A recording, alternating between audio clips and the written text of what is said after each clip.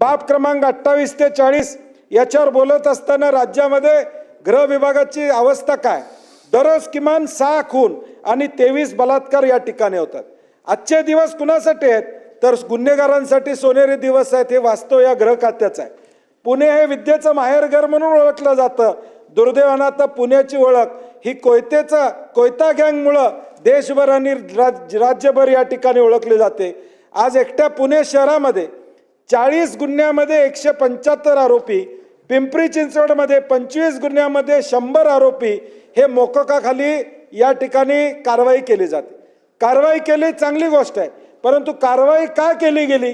कायदा व सुव्यवस्था व्यवस्थित नाही हे याचं चित्र आहे। ज्यावेळी कारवाई होते याचा अर्थ मोका लावण्याची वेळ होते, त्यावेळी कायदा आणि सुव्यवस्था व्यवस्थित नाही, कायदा आणि सुव्यवस्था घसरलेला आहे हे यातून या ठिकाणी दिसून येते। ड्रग्सच्या मध्ये अडकलेला आरोपी नगराध्यक्षाचा उमेदवार या ठिकाणी होतो, एका पक्षामध्ये जातो आणि नगराध्यक्षाचा उमेदवार त्या ठिकाणी होतो। सरकार पुरस्कृत गुंडाराज हे या राज्यामध्ये या ठिकाणी चालू आहे। संतोष देशमुखांची हत्या असेल, संपदा मुंडेंची या ठिकाणी आत्महत्या असेल, गुंड निलेश गयावळ लंडनला जाण्याचा प्रकार असेल, डॉक्टर संपदा मुंडेंची आत्महत्या असेल किंवा सोमनाथ सूर्यवंशींच्या संदर्भामध्ये हायकोर्टाने निर्देश देऊन SIT नेमण्याची वेळ असेल, मग कायदा आणि सुव्यवस्था कशा पद्धतीची आहे हे आपण जाणतो।